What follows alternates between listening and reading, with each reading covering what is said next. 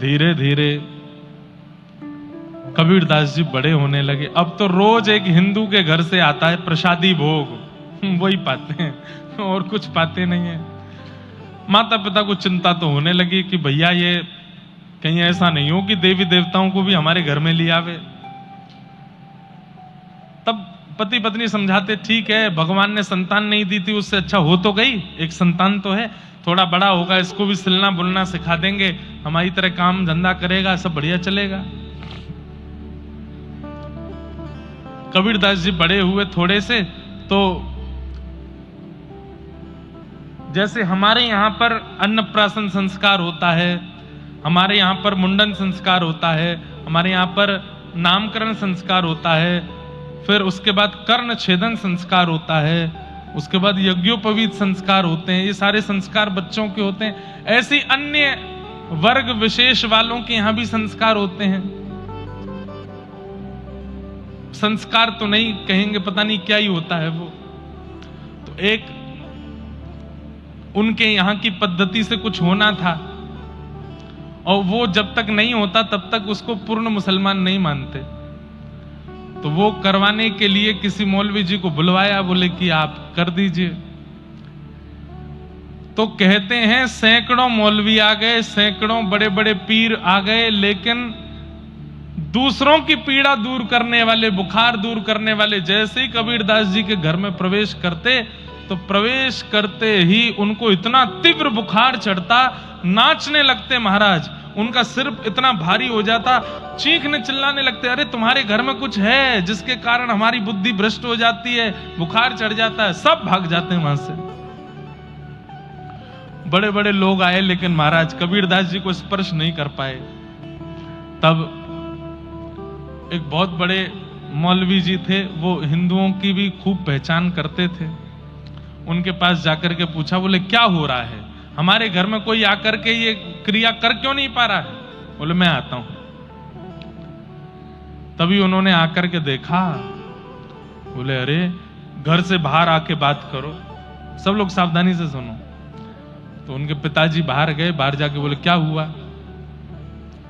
बोले तुम्हारा बालक किसी बानर की गोद में बैठा है, और वो बानर हाथ में एक बड़ी सी गदा लेकर के बैठा है। जैसे ही हम भीतर गए तो हमको दिखाने लगा ऐसे, और दूर भगाने लगा। वो किसी बानर की गोद में बैठा है। बोले कौन बानर है? बोले कि हिंदुओं का एक देवता है हनुमान जी, ही उनकी गोद में बैठे हैं, वो तुम्हारे बालक की रक्षा कर रहे हैं। भैया सुनो हमारी बात। बोले क्या? बोले काटा पीटी करके इसको कोई और मत बनाओ, ये जो है इसको वही रहने दो। इसको ठाकुर जी ने बना के भेजा है, ये परमात्मा ईश्वर ने इसको बना के भेजा है, ये और कुछ करके तुम इसको कुछ करने का प्रयास मत करो, ये जो है इनको वही रहने दो। माता पिता बोले ठीक है। कबीरदास जी धीरे धीरे थोड़े बड़े हो गए, अपने घर में रहते और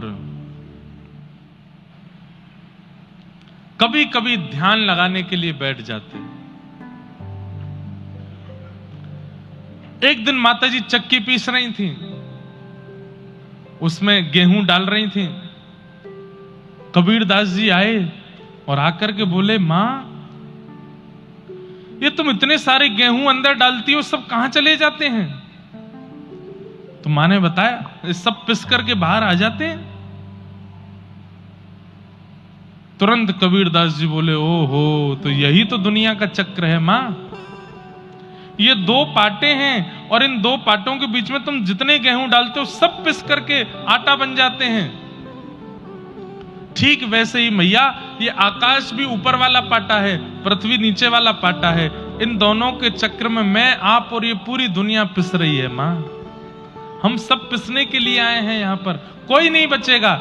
एक दाना भी अगर इस पाटे के अंदर चला जाता है तो पिस करके ही निकलता है। पिसना मतलब दुख, दारिद्र, संकट, कष्ट ये होंगे ही होंगे जीवन में। जन्म लिया है पृथ्वी पर और इनसे कोई बचा हुआ है ऐसा कोई व्यक्ति नहीं हो सकता। सबके जीवन में कष्ट, दुख, दारिद्र, पीड़ा सब आता है। तभी मां बोली नहीं, कुछ दाने बच जाते हैं। बोले कौन, कहाँ है माँ, मुझे तो सब पिसे हुए दिख रहे हैं। तो माँ ने पाटे उठा करके दिखाया, तो बीच में एक लोहे का कुछ डंडा था, उसके नीचे 2-3 दाने बच गए। बोले ये बचे हुए। तुरंत कबीरदास जी के नेत्र सजल हो गए। बोले कि माँ अब मैं समझ गया। बोले क्या?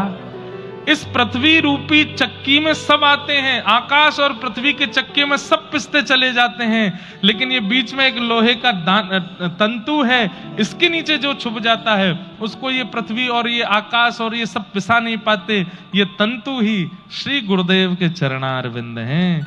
जो इन गुरुदेव के चरणारविंदों के नीचे आ जाता है, जो राम नाम के चरणारविंदों के नीचे आ जाता है, जो ठाकुर जी के आश्रय के नीचे आ जाता है, माँ वो 2-4 ही होते हैं। हजारों डाले जाते हैं दाने पर, 2-4 ही बच पाते हैं। वो 2-4 वही बचते हैं जो ठाकुर जी के चरणाश्रित हो जाते हैं।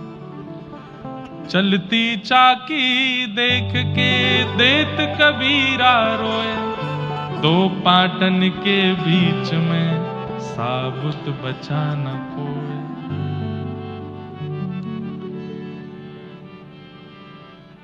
इन 2 पाटों के बीच में कोई नहीं बचा, केवल बचा तो वो जो ठाकुर जी के चरणार बिंदों में है, जिसने ठाकुर जी के चरण पकड़ लिए हैं।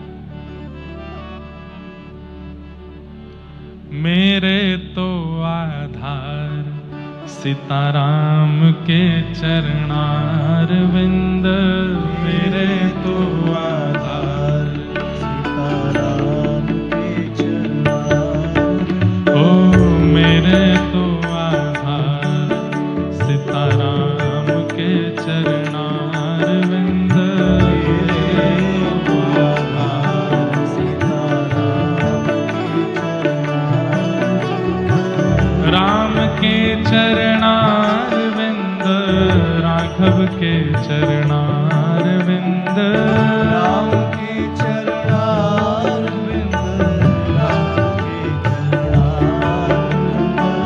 राम के चरणार विंद, राघव के चरणार विंद, राम के चरणार विंद, ओ मेरे तो आधार राधे श्याम के चरणार विंद, मेरे तो आधार सीताराम के चरणार विंद, मेरे तो आधार सीताराम के चरणार,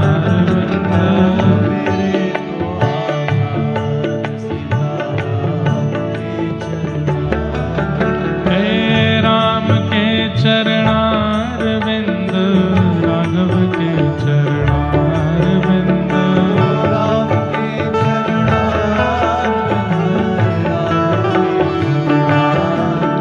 हे राम के चरणार विंद, राघव के चरणार विंद, राम के चरणार विंद, राघव के चरणार, ओ मेरे तो आधार सीताराम के चरणार विंद, मेरे तो आधार सीताराम के चरणार, मेरे तो आधार सीताराम के चरणार विंद, मेरे तो आधार सीताराम के चरणार,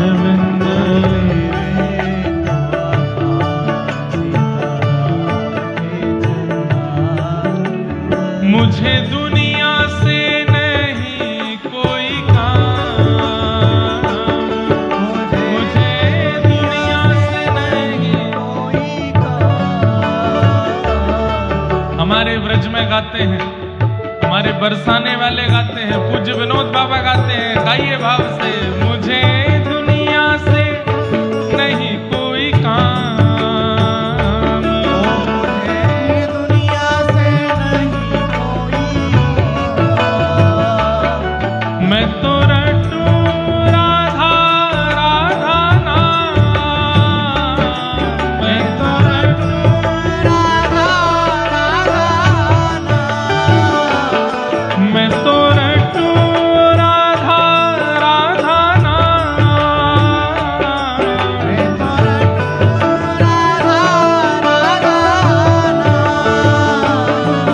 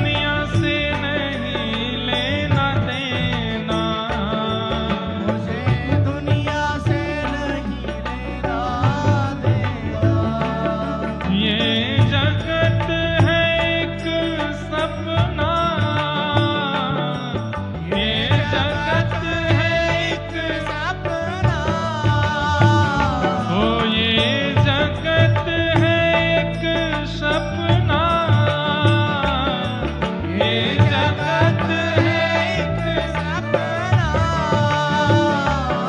यहाँ कोई नहीं अपना, यहाँ कोई नहीं अपना, ओ यहाँ कोई नहीं अपना, यहाँ कोई नहीं अपना।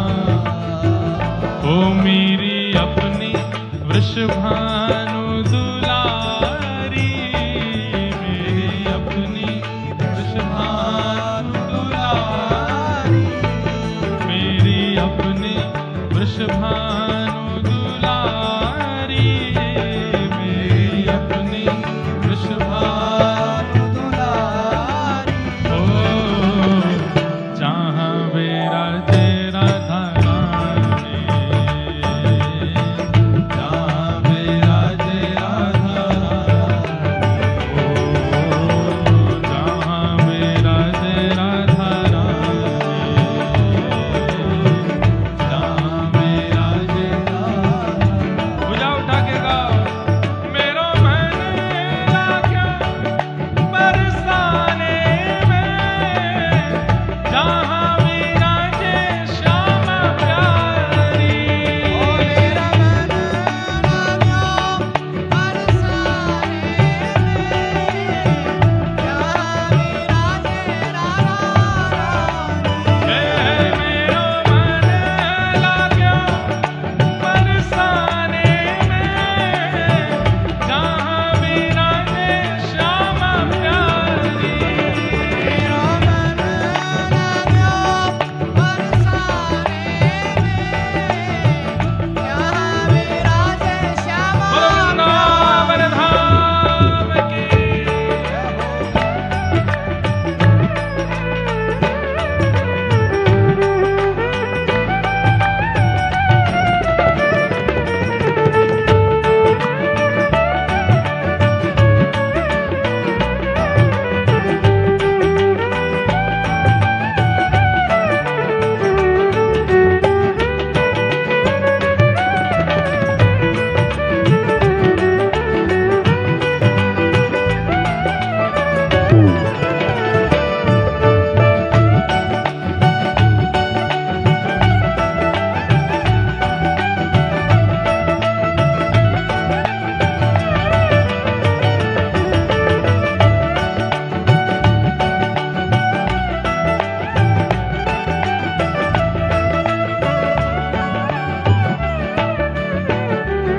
मेरे मन में न लागे कोई रंग, मेरे मन में न लागे कोई रंग, ओ मेरे मन में न लागे कोई रंग, मेरे मन में न लागे कोई रंग। मैं तो रहूं रसिकन के संग, मैं तो रहूं रसिकन के संग, मैं तो रहूं संतन के संग, मैं तो संतन के संग। ओ मेरे मन में बढ़त उमंग, ओ मेरे मन में बढ़त उमंग। ओ बरसाना विरज रजधानी, बरसाना विरज रजधानी, बरसाना विरज रजधानी, बरसाना विरज रजधानी। ओ जहाँ विराजे राधा रानी, ओ जहाँ विराजे राधा रानी, जहाँ विराजे राधा रानी, ओ जहाँ विराजे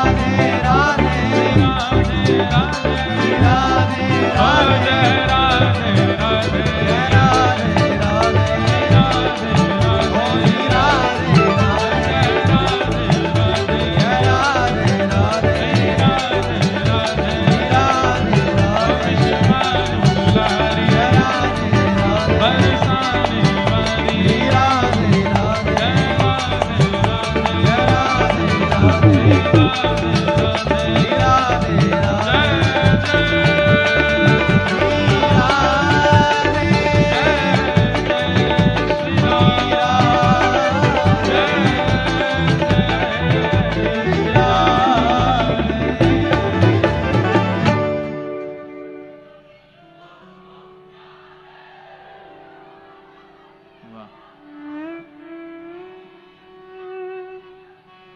मेरे तो आधार राधे श्याम के चरणार बिंद, मेरे तो आधार राधे श्याम के चरणार, हे श्याम के चरणार बिंद, राघव के चरणार बिंद, श्याम के चरणार बिंद, राघव के चरणार बिंद। ओ मेरे तो आधार सीताराम के चरणार बिंद, मेरे तो आधार सीताराम के चरणार बिंद। तो कबीरदास जी ने जब देखा कि सब पिस गए हैं, लेकिन जो उस चक्की के भीतर एक लकड़ी के नीचे अब छुप जाता है या आश्रय ले लेता है, उसको कोई नहीं पीस पाया। इस संसार में पिसना सबका निश्चित है, सबको पिसना पड़ेगा, लेकिन गुरुदेव और ठाकुर जी का आश्रय जो व्यक्ति ले लेता है, वो चक्की के अंदर आता है लेकिन पिस नहीं पाता है। चक्की के अंदर पिसने का अभिप्राय क्या है, तात्पर्य क्या है? पूर्ण रूपेण इस संसार के बंधनों में बंध जाना ही चक्की में पिसना है। अब देखो, एक बात आपको बहुत पते की बता रहे हैं, इधर देखो सब लोग ध्यान से सुनो। कई लोग कथा में बैठे हैं, वो लोग जब कथा के भाव सुनते हैं तो उनके मन में आता है कि ये महाराज जी 25 साल पहले क्यों नहीं आए हमारे जीवन में। 25 साल पहले हमने ये बातें सुन ली होती तो फिर बहुत कुछ सुधर गया होता। अब तो हमने ये भी बंधन कर लिया, अब तो हमने वो भी बंधन कर लिया, इतना कुछ बिगाड़ लिया, अब तो कुछ समझ ही नहीं पा रहा है। इसका मतलब क्या है? जिनके मन में ये भाव आता है ना कि यार 25 साल पहले हो जाता तो बढ़िया रहता, तब थोड़े समझ जाते हम, हमें कोई इतनी बातें बता देता, इतना समझा देता, इतना व्यवस्थित कर देता, तो हम शायद इतने बिगड़ ना पाते। पर वास्तविकता यह है, जो ऐसा सोच रहे हैं वो पिस चुके हैं, अब कोई चारा नहीं है, अब पिस गए आप। पर जितने युवा भाई बहन बैठे हैं कथा में, अब उनके माता पिता कहते हैं भाई तू तो समझ सकता है, तू तो संभल सकता है अभी भी, लेकिन युवाओं के ऊपर अलग ही रंग चढ़ा होता है। ठीक है, हमें मत समझाओ, हम देख लेंगे हमें जो करना है। पर आगामी 25 साल बाद जो आज कथा युवा सुन के जा रहे हैं, वो भी यही कहने वाले हैं कि यार उस समय मान ली होती बात तो इस संसार चक्र में हम भी बच गए होते। बहुत तगड़ा चक्र है और इसमें पिस ही गए हैं। और इसका उदाहरण दें, महाभारत युद्ध में कौरवों के पिताजी, क्या नाम है उनका, क्या नाम है? धृतराष्ट्र। धृतराष्ट्र को किसी ने जाकर के समझाया कि तुम जो कर रहे हो वो अधर्म है। तो धृतराष्ट्र क्या उत्तर देते हैं कि जानामि धर्मम न च मे प्रवृत्ति, जानाम्य धर्मम न च मे निवृत्ति।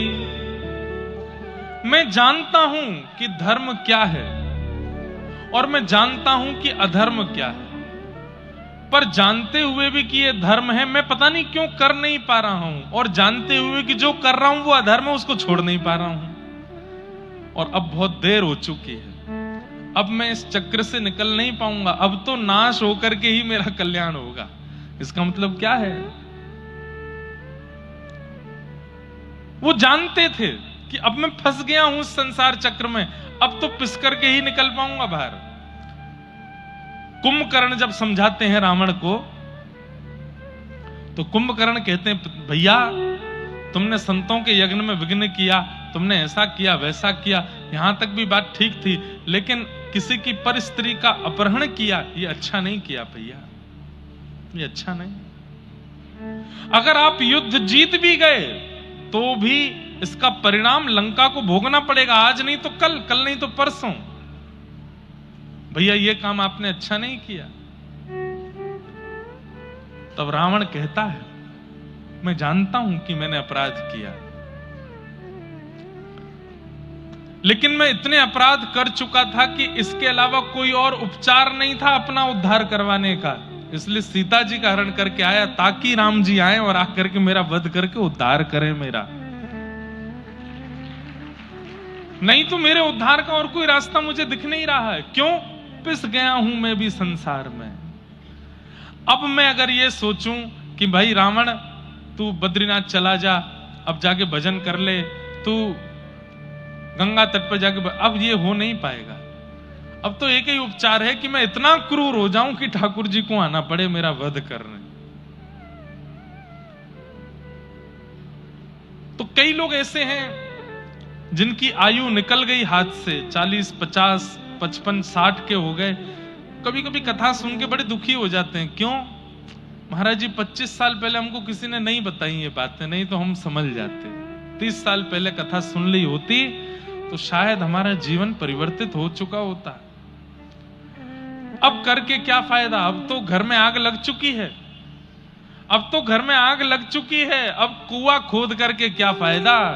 अब तो फायर ब्रिगेड बुलानी पड़ेगी। और फायर ब्रिगेड बुलाकर, फायर ब्रिगेड क्या है भाई? घर में आग लगनी शुरू हो जाए और घर में कुआं ऑलरेडी है तो बुझाया जा सकता है, लेकिन घर में आग लगनी शुरू हुई, तुम कुआं खोदना शुरू करो तो जल के राख होगा वो। तब तो फायर ब्रिगेड ही बुलानी पड़ेगी। वो क्या है? अंतराम कहीं आवत नहीं।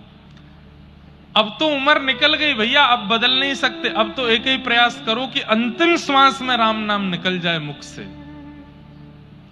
अंतिम क्षण में भगवान नाम, अंते नारायण स्मृति, वही आपका उद्धार कर पाएगा। पर युवाओं के पास, बालकों के पास अब भी समय है, वे सुधर जाएं, अपने विचारों को, अपनी क्रियाओं को, अपनी मनस्थिति को पवित्र कर लें,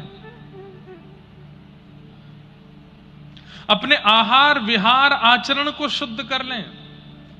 मैं ऐसा नहीं कहता कि वो कॉलेज के फंक्शन, यूनिवर्सिटी के जो बड़े बड़े फेस्ट होते हैं उनमें जाओ,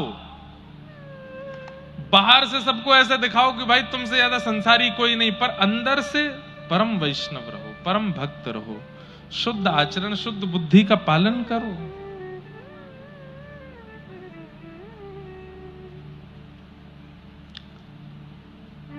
कबीरदास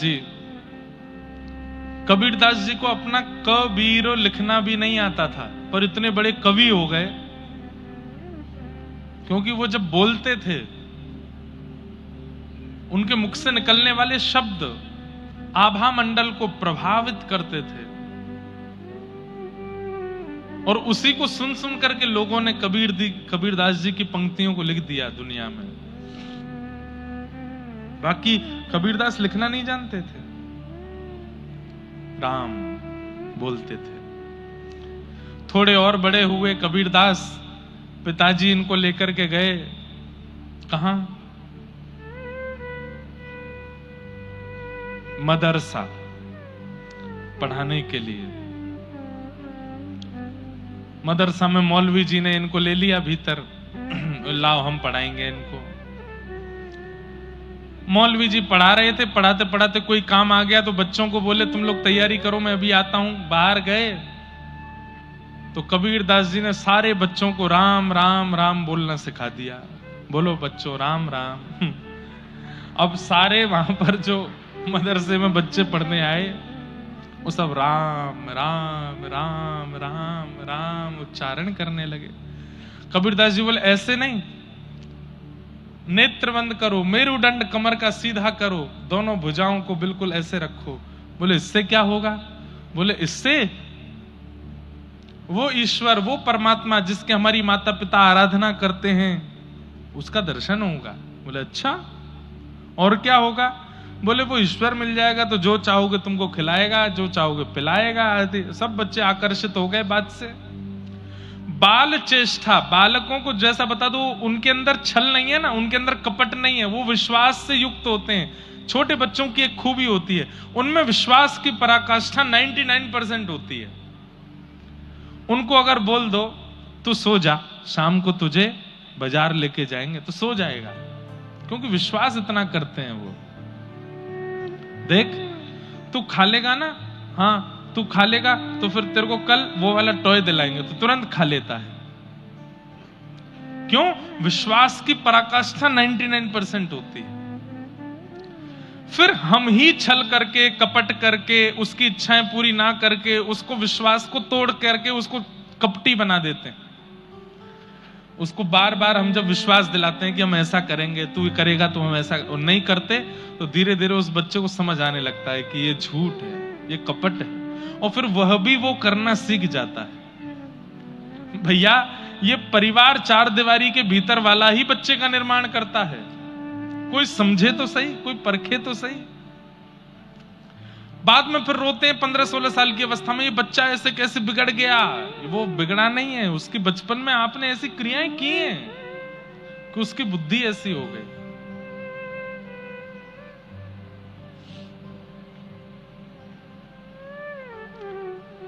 बाल चेष्टा, छोटे बालक जब समझने वाले होने लगते हैं ना, 1, 2, 4 वर्ष के, उस समय जितना हो सके आध्यात्मिक चर्चाएं उनके सामने करो, ठाकुर जी की चर्चाएं सुनाओ।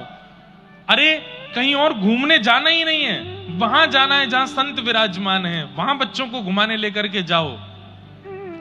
मतलब जैसे वेकेशन पर बच्चे घूमने जाते हैं, वो फिर उनके स्कूल में पूछा जाता है कि चलो अपने वेकेशन के बारे में लिखो। कोई मनाली के बारे में लिखता है, कोई पांडिचेरी के बारे में लिखता है, कोई साउथ के किसी बीच के बारे में लिखता है। आपके बच्चे वृंदावन के बारे में लिखें, आपके बच्चे नाथद्वार के बारे में लिखें, द्वारिका के बारे में लिखें, जगन्नाथपुरी के बारे में लिखें, तिरुपति वेंकटेश के बारे में लिखें, और या फिर जहां संत विराजमान है वहां के बारे में लिखें कि हम अपने वेकेशन में यहां गए थे, वहां हमने संतों को भोजन कराया, वहां की गौशाला बड़ी पवित्र थी, गायों का रोज सुबह शाम दूध काढ़ा जाता था। वे गैया, एक गाय का मैंने नाम रख दिया था माधवी, उसके बालक का नाम मैंने कृष्ण गोपाल रख दिया था। ऐसे बच्चे लिखा करें, कितने सात्विक हो जाएंगे वो बालक। एक बालक को मैं जानता हूं, उसका जन्म हुआ हवाई अमेरिका में, लेकिन उसकी माताजी ने बाल्यकाल से ही उसको इतना सत्संग आदि सुनाया, फोन पर ही, आईपैड पर ही इतना सुनाया, वो सोता भी रात को कथाएं सुन करके है। कथा अब जैसा सुनाओगे वैसा बालक बनता चला जाता है। उसने कार्टून कभी नहीं देखा, उसने और कुछ कभी नहीं देखा, बस ये सत्संग, चर्चा, कथा, भागवती सुनी उसने। उसका परिणाम 15 वर्ष की अवस्था में जब वो भारत आया और जिन जिन संतों को उसने सुना, उनके जब प्रत्यक्ष दर्शन करने के लिए गया, उसने अपनी मां से एक ही वरदान मांगा, बोले एक चीज दे दो बस। क्या? बोले अब भारत से वापस नहीं जाना, यहीं रहना है, यहीं रह करके और अपनी आध्यात्मिक जीवन को आगे करना है। आज उस बालक का आध्यात्मिक जीवन बड़ा अच्छा है। वो नई नई रिसर्च करता है वेदों पर, नई नई रिसर्च करता है आध्यात्म पर, कथाओं पर, ठाकुर जी की लीलाओं पर। नित्य 12 तिलक लगाता है, यज्ञोपवीत धारण करता है, धोती पहन करके रहता है। 15-16 वर्ष का है बस। वेदों की ऋचाएं उसको याद है। उसके पीछे कारण केवल और केवल बाल अवस्था से जो उसने सुना, जो उसने देखा, ऐसे विषम देश में रहने के बाद भी उसका इतना सुंदर निर्माण हो गया। तो बाल चेष्टा, कबीरदास जी तो भगवान के द्वारा भेजे गए भक्त हैं, इसलिए उनके निर्माण की आवश्यकता नहीं है। चिते चिताए आते हैं मोर, तो कबीरदास तो चिते चिताए हैं। कल 3 प्रकार के भक्तों की चर्चा और करूंगा मैं, जो ठाकुर जी के द्वारा भेजे जाते हैं, जो यहां आकर के स्वयं बन जाते हैं, या जो पूर्व जन्म के कृत्य से इस जन्म में भक्त होते हैं। उन तीनों की चर्चा कल मैं करूंगा, कैसे कैसे होते हैं। उससे यह पता चलेगा हम कौन से हैं, हम भेजे गए हैं कि पूर्व जन्म के कारण हैं, या इस जन्म में ही हम बन रहे हैं, ऐसा कुछ भाव। तो कबीरदास जी ने जाकर के सारे बालकों को राम राम सिखा दिया। थोड़ी देर बाद मौलवी जी आए, आकर के बोले, हाँ जी सब बालकों, जो तालीम हमने तुमको दी सुनाओ। सब बालक बोले, राम राम राम राम राम राम राम राम, जय सिया राम, जय श्री राम, जय सिया राम। उछल उछल के नाचने लगे, कीर्तन करने लगे। मौलवी जी तो अपनी टोपी पकड़े, दाढ़ी खींचे, ये क्या हो रहा है। पूरे मदरसे में महाराज हल्ला मच गया। कौन सिखा करके गया तुमको ये काफिरों के भगवान का नाम क्यों बोल रहे हो? बोले इसने सिखाया। बोले किसने? पहला दिन है विद्यालय में। कौन है? बोले कबीर। कबीरदास जी के पिताजी लेने के लिए आए। मौलवी जी पहले ही बाहर ही खड़े थे कबीर का हाथ पकड़ के। पिताजी बोले क्या बात है आप? बोले इसको ले जाओ, जीवन में कभी मत भेजना यहाँ पे, इसको पढ़ाना ही नहीं है हमको, हम पढ़ा ही नहीं सकते, हम तुम्हारे हाथ जोड़ रहे हैं, इसको लेके जाओ यहाँ से। बोले इसने किया क्या? बोले ये खुद सीखने आया, ये पहले दिन में इसने पूरे मदरसे में सबको राम राम सिखा दिया। एक दिन में जब इतना कर सकता है तो ये 1 आध साल पढ़ लिया यहाँ पे, तो ये तो यहाँ भीतर से सब भगवाधारी बना के निकालेगा। इसको लेके जाओ यहां से। पिताजी नाराज हो गए कबीरदास पर। अरे तू घर में कर ले जो तुझको करना है, कम से कम हमारी जगत बदनामी तो मत करवा।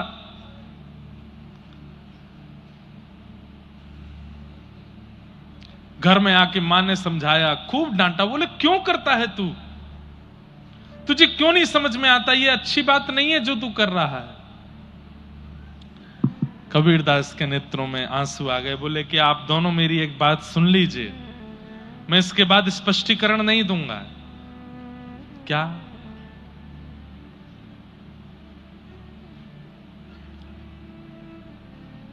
माई मोहे एक राम सो काम, माई मोहे एक राम सो काम, झूठो है सारा जग कितना झूठा है सारा जग कितना, झूठा है सारा जग कितना झूठा है सारा जग कितना, यहाँ नहीं है कोई अपना, यहाँ नहीं है कोई अपना, माई मेरे एक राम सो काम, माई मेरे एक राम सो काम। जब कबीरदास से बोलने लगे, खड़ी खड़ी इनकी मां रोने लगी और वो बात मुख से निकलने लगी जो कभी कोई मां अपने बालक के लिए नहीं सोच सकती। क्या?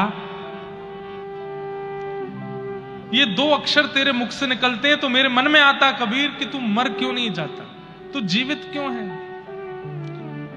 ऐसा बालक क्यों है हमारे घर में जो ऐसी बात करता है? थाड़ी रोए कबीर की मैया, थाड़ी रोए कबीर की मैया, थाड़ी रोए कबीर की मैया, थाड़ी रोए कबीर की मैया। और क्या कहे? खुदैया ये लड़का क्यों जीवे खुदैया। अरे ये जीता क्यों है? इसके प्राण क्यों नहीं चले जाते? इसके बचपन से अब तक सब ऐसे कारनामे करता है, राम बचता है। इसके पास कोई मौलवी आने में डरते हैं, क्यों? कहते हैं कोई बानर की गोद में बैठता है। अरे कुछ भी खाता पीता नहीं है, हिंदुओं के घर से उनके देवताओं को भोग लगा करके लाओ, वो खाता है, वही पीता है। कहत कबीर सुनो री मैया, कहत कबीर सुनो री मैया, देवन हारा त्रिभुवन राय, देवन हारा त्रिभुवन राय। हरी मैया मेरे चित्त में कौन बैठा है? बोले त्रिभुवन राय। राय कहते हैं राजा को। इस त्रिभुवन का राजा मेरे चित्त में बैठा है। उससे बड़े बड़े देवता हार गए, तो आप तो एक मैया हो बस। वो जिसके चित्त में बैठ जाते हैं उसकी विजय निश्चित है मां।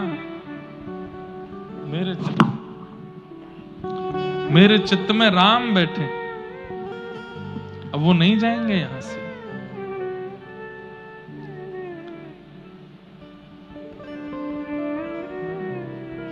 राम। ऐसे श्री कबीरदास बाल्यकाल में ही ठाकुर जी के हो गए। क्यों?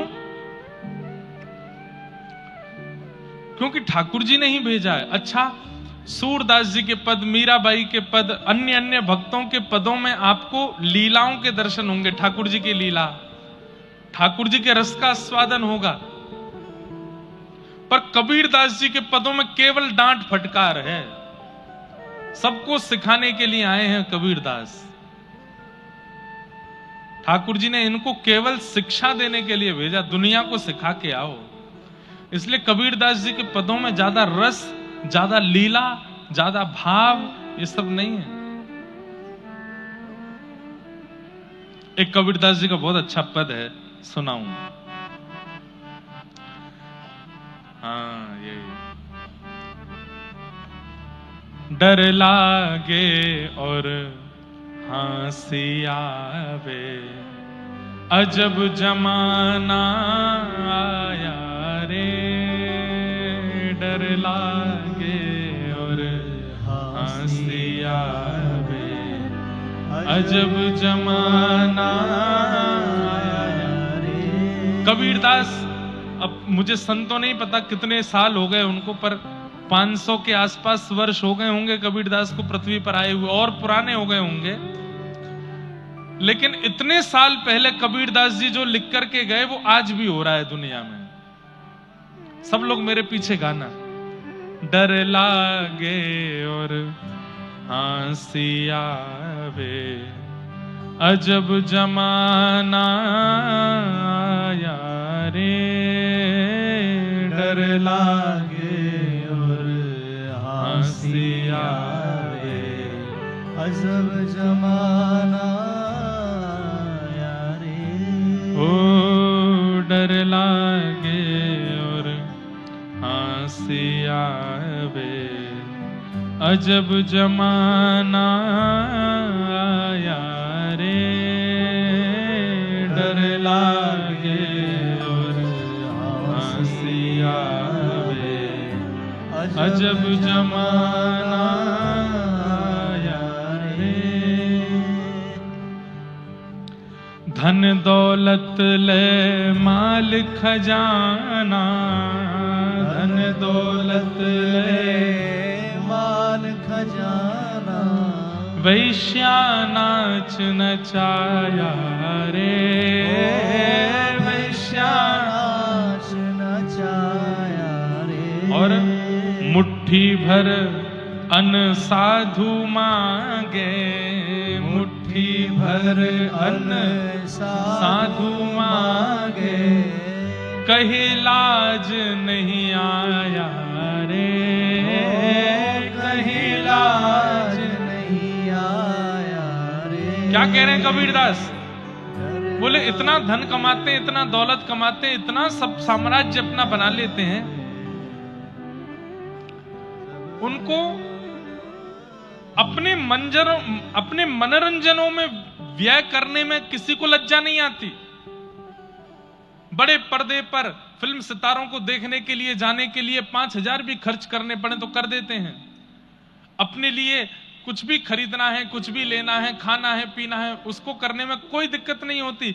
लेकिन मुट्ठी भर अन्न भी यदि कोई मांगता है, कोई याचक आ जाता है कि हमें थोड़ा सा दे दो, तो उसको ऐसा फटकार के भगा देते। शर्म नहीं आती है? मांगते डोलते हो दर दर पे, भागो यहां से। बोले अपने सुख के लिए दुनिया भर में कुछ भी करने पर, धन व्यर्थ करने में लोगों को शर्म नहीं आती। और अगर कोई याचक आ जाए तो उसको समझाते हैं कि अरे हाथ पैर दिए भगवान ने, कर्म करो, कमा के खाओ, मांगते क्या डोलते हो। दान नहीं करते हैं, पुण्य नहीं करते हैं, केवल और केवल अपने ऊपर। देखो एक बात कहें आपको, जो व्यक्ति खूब दान करे, खूब पुण्य करे, खूब परोपकार करे, उसको अधिकार है अपने ऊपर भी खूब खर्च करे। लेकिन बिना दान पुण्य किए अगर केवल अपने ऊपर व्यय करता रहता है, ऐसे व्यक्ति की फिर एक समय आने पर बुद्धि विकृत होने लगती है। डर लागे और हंसी आवे, अजब जमाना आया रे। डर लागे और हंसी आवे, अजब जमाना। और अगली बात सुनो, बहुत अच्छी बात है अगली। कुछ लोगों को हो सकता है इससे कुछ समझ में आवे, कथा में बैठे हुए भी। कथा होत तहां श्रोता सोवे, कथा होत तहां श्रोता सोवे, वक्ता मूड पटाया रे। अरे मैं कहां फंस गया आकर के।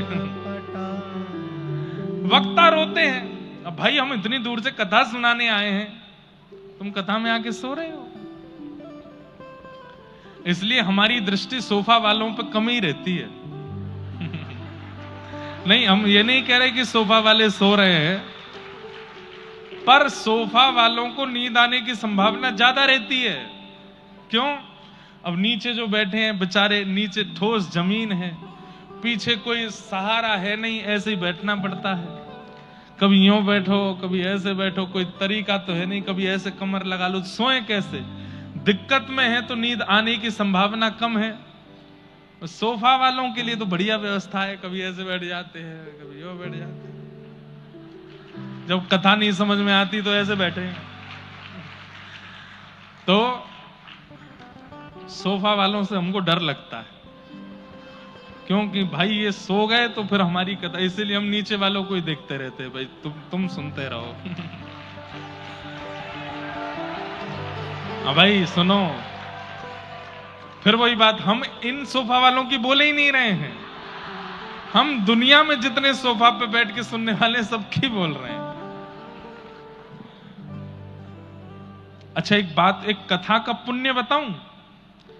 कथा में अगर किसी को नींद आ जाए और तुम अगर जोर से कोहनी मार के उसको उठा दो तो बहुत बड़ा पुण्य होता है। उठ जाग मुसाफिर भोर भई, अब रैन कहां जो सोवत है। अरे ये घर नहीं है, तुम्हारा बिस्तर नहीं है, तुम्हारा स्लीपिंग रूम नहीं है, तुम क्यों सो रहे हो यहाँ पे? ये उठाने के लिए आए हैं महाराज जी, ये सुलाने के लिए नहीं आए हैं। पर ये भी आश्चर्य है, दो नींद की गोली खा के भी इतनी बढ़िया नींद नहीं आती, कथा में आ जाती है यार। कथा में व्यास जी बोल रहे हैं, साथ साथ संगीतकार कोई ढोल बजा रहे हैं, यहां पे महाराज ढोलक पीट रहे हैं छोटे से हाथन से, तबला बजा रहे हैं पूरा शरीर हिला करके, बेंजो बजा रहे हैं पीछे कानों में कुछ लगा करके, वायलिन के तार घिस दिए खींच खींच के, मंजीरा बजा बजा के पूरा तन छोटा है गो, लेकिन फिर भी सो जाता है व्यक्ति। इतना सब कुछ करने के बाद भी नींद आ जाती है। कथा में क्यों आ जाती है नींद? क्योंकि कुंभकर्ण की पत्नी का नाम है निद्रा देवी, और जब भगवान श्री राम ने कुंभकर्ण को मार दिया तो निद्रा देवी बोली मैं बदला लूंगी, आपने मुझे विधवा किया है। बोले कैसे लोगी? बोले आपके वैकुंठ कौन जाता है, साकेत कौन जाता है? बोले जो कथा सुनते हैं, अपना जीवन पवित्र करते हैं। तो बोले बस कथाओं में जाके मैं ही डोलूंगी, घर में मुझको बुलाएंगे मैं वहां नहीं जाऊंगी, कथाओं में मेरा पूर्ण निवास होगा। जैसे ही कथा में आके श्रोता बैठेगा उसके सिर पर मैं बैठ जाऊंगी, वो सो जाएगा, कथा सुन ही नहीं पाएगा, कल्याण कर ही नहीं पाएगा, तो वैकुंठ में ताला लगेगा, मेरा बदला पूरा।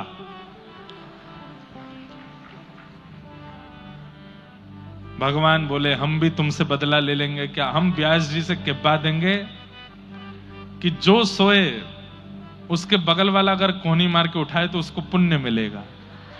तो बोले बगल वाले तो उठाएंगे तो किसी को सोने ही नहीं देंगे। चेन्नई में कोई नहीं सोया अभी तक, सब जागे ही हैं। वैसे एक बात बोले, हमारी कहीं भी कथा होती है सोने वाले लोग कम ही आते हैं, पर 2-4 लोग हैं उनकी आदत ही बन गई है, 25 साल से कथाओं में सो ही रहे हैं, तो वो तो सो ही जाते हैं, पर उनका क्या करें। पर कथा में कुछ नियमों का ध्यान बहुत रखना पड़ता है, रखना चाहिए। सबसे पहला, वक्ता जब आके बैठे और जब तक बैठे हैं वो जैसे हैं वैसे ही हमको रहना चाहिए। वो पानी नहीं पीते तो हमको भी नहीं पीना चाहिए, वो अपने एक आसन पर बैठे तो हमको भी एक ही आसन पर रहना चाहिए, वो हिलते डुलते नहीं है तो हमको भी नहीं हिलना डुलना चाहिए, वो फोन नहीं चला रहे हैं तो हमको भी नहीं चलाना चाहिए। वक्ता जो करे वो ही श्रोता को करना चाहिए, वक्ता जो नहीं करे वो नहीं करना चाहिए। अब दुनिया के सारे जरूरी काम आपके पास ही थोड़े ही हैं, हमारे पास भी हैं, लेकिन मजाल है कि अगर मैं 4 बजे मंच पर बैठा और 5:30 बजे अगर प्रधानमंत्री जी का फोन आ जाए कि हमको बात करनी है, नहीं कर सकता। 7 बजे तक प्रतीक्षा करनी पड़ेगी। कई हमारे भारत के ऐसे वक्ता हैं, व्यास मंच पर बैठे थे और घर में कोई घटना हो गई और उनको किसी ने संकेत रूप से कह दिया कि महाराज जी ऐसा ऐसा हुआ, अभी तो कथा प्रारंभ हुई है, अब तो पूरी करके ही उठूंगा, मैं यहां से नहीं उठ सकता। तो सारे जरूरी काम आपके पास ही थोड़े हैं, हमारे पास भी हैं, पर कथा से जरूरी कुछ भी नहीं है। कथा से जरूरी परिवार भी नहीं है, कथा से जरूरी बच्चे भी नहीं है, कथा से जरूरी पत्नी भी नहीं है, माता पिता भी नहीं है, परिवार की कोई स्थिति कथा से ज्यादा जरूरी नहीं है। इसलिए पूरा पुण्य कथा का वक्ता को ही मिलता है, श्रोताओं को नहीं मिलता। क्यों? अरे पड़ोसी का फोन आ जाए तो उठाने के लिए बाहर चले जाते हैं, बीच में उठ के। जरा सी प्यास लग जाए तो पानी पीने के लिए भागते हैं, जरा सी तलब चढ़ गई तो चाय पीने चले जाते हैं। तो फिर श्रोता वक्ता में श्रेष्ठ तो वक्ता ही माना जाएगा। वक्ता की तरह श्रोता को रहना चाहिए कि जब ये नहीं हिलते, ये नहीं डुलते, ये नहीं कुछ खाते, ना कुछ पीते, ना कुछ करते, ना फोन उठाते, ना किसी से बात करते, तो हम क्यों करें? जब इनके लिए इतनी जरूरी कथा है तो हमारे लिए क्यों नहीं? और जब तक वक्ता बैठा है, चाहे इधर उधर हो जाए दुनिया, हम जाएंगे नहीं अभी तक। अभी महाराज जी बैठे हैं, महाराज जी समय पूरा हो गया, समय ऊपर चला गया, 1 घंटा ऊपर, 1.5 घंटा ऊपर भी चला गया तो भी नहीं जाएंगे। भले ही हमारा घर 10 किलोमीटर दूर है, यहां से साधन नहीं मिलेगा तो भी नहीं जाएंगे। व्यास जी अभी बैठे हैं, व्यास जी उठ जाएं, तुरंत प्रणाम करके भागो।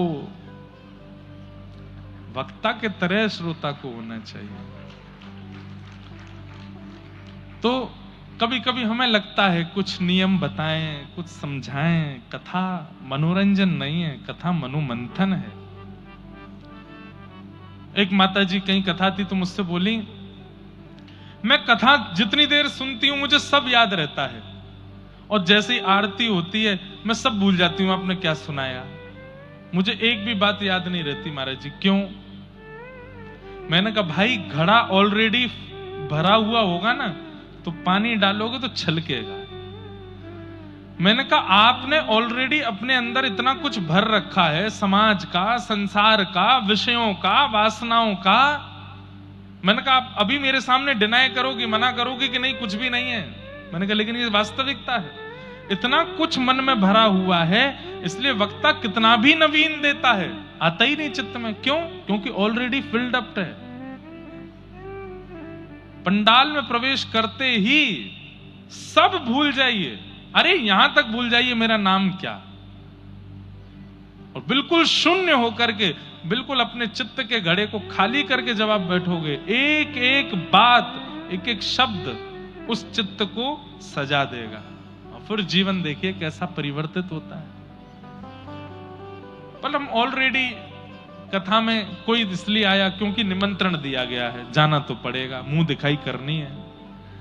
कोई इसलिए आया है, 4 घंटा घर पे बैठ के क्या करेंगे, वहीं सुनियाओ कथा, मन तो लगना नहीं है। कोई इसलिए आया है कि कथा के बाद भोजन मिलेगा। कोई इसलिए आया है कि अपने परिवार और मित्रों को मुझे दिखाना है कि मैं भी धार्मिक हूं, देखो मैं भी कथा सुनता हूं या सुनती हूं। अरे इन सब के लिए कथा में नहीं आना है, कथा में केवल एक ही भाव के लिए आना है कि हम ठाकुर जी के हो जाएं और ठाकुर जी हमारे हो जाएं, बस, और कुछ नहीं। इसके लिए हमें कथा में आना। येन केन प्रकारेण तस्मात् केनाप्युपायेन मनः कृष्णे निमेषयेत्, ठाकुर जी में मन लगे, इसलिए आना है। तो कथा होत वहां श्रोता सोवे, कबीरदास जी कह रहे हैं, कथा होत जहाँ श्रोता सोवे, वक्ता मूड पिटाया रे, वक्ता मूड पिटाया। और अगली बात क्या कह रहे हैं, जहां होत कहीं स्वांग तमाशा, जहां होत कहीं स्वांग तमाशा, तनिक ना नींद सताया रे, तनिक ना नींद सताया रे। कहीं तमाशा हो रहा हो, कहीं दुनिया भर के ऊट पटांग काम हो रहे हो, बिल्कुल नींद नहीं आती, बिल्कुल फ्रेश। ओ क्या चल रहा है, कॉलोनी में लड़ाई हो गई, देखो देखो, देखो किसने किसको मारा, वहां नींद नहीं आती।